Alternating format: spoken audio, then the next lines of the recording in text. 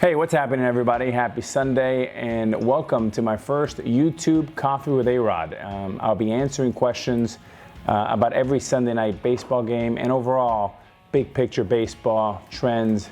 Where's your team going, where they're not going, who's hot, who's not, and just have a lot of fun. Thanks for joining us. This will be a lot of fun.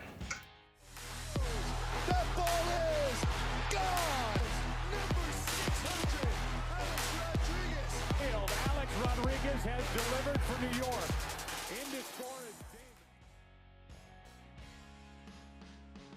So it's interesting, we're here in Atlanta, and my fondest memories of Atlanta was, of course, WTBS.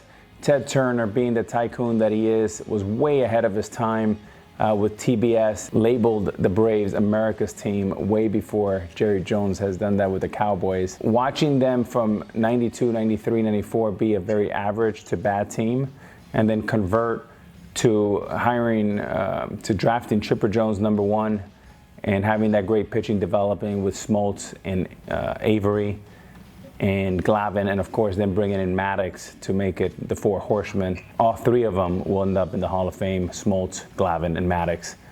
And winning the World Championship in '95.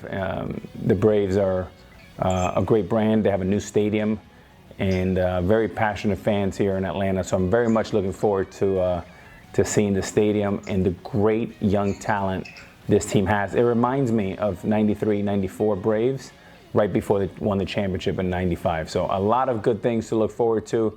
Mets are on fire, Braves are good. Let's go. Sunday Night Baseball. Well, my pregame ritual when it comes to Sunday Night Baseball, it's a long day. Usually we have a 9 a.m. meeting, production meeting that can go up to 2.5 hours, but sometimes about an hour and 45 minutes. I always try to mix in a workout, either pre-production or after production meeting. Grab lunch and usually head over to the stadium with Buster, Jessica, and Matt around 2:30 for a 7 o'clock game. We meet with both managers. We usually have some radio hits, talk to some players, who's hot, who's not, why.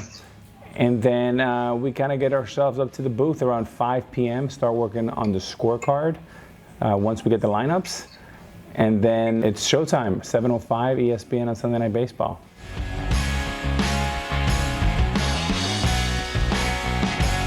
Are the Mets a top 5 team this year? I think the Mets have an opportunity to get back to the World Series. And I know that's a big statement, but they have the pitching.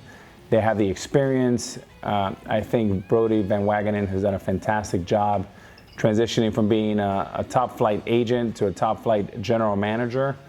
I love the acquisitions of Robinson Cano and Diaz as a closer. And one thing to note, that if Cespedes gets healthy and comes back in late July or early August, it can be an enormous move for this team. Obviously, you saw what he did in 2015, basically a one-man show leading them to the World Series offensively, in addition to that fantastic pitching. They have a similar opportunity this year.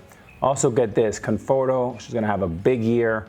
You have an opportunity to go lefty with Robinson Cano, Cespedes, hungry and driven, and then Conforto, as good as 3, 4, 5 hitters. You have great starting pitching. You have a top flight closer.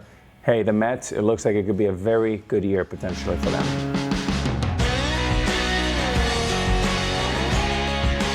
Who inspired me to become a Major League Baseball player? Well, I had the dreams early on from the Boys and Girls Club.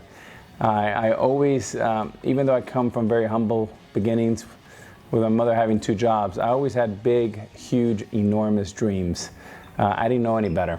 I fell madly in love with the game of baseball super early, and the dream started becoming a little bit more clear probably when I was a teenager, the first time that I flew to Monterrey, Mexico to represent the U.S. Olympic team. And I saw all the players that were my teammates, a curation of the best players in the country, and I felt like I was one of them. I felt like I belonged. And that gave me a lot of confidence.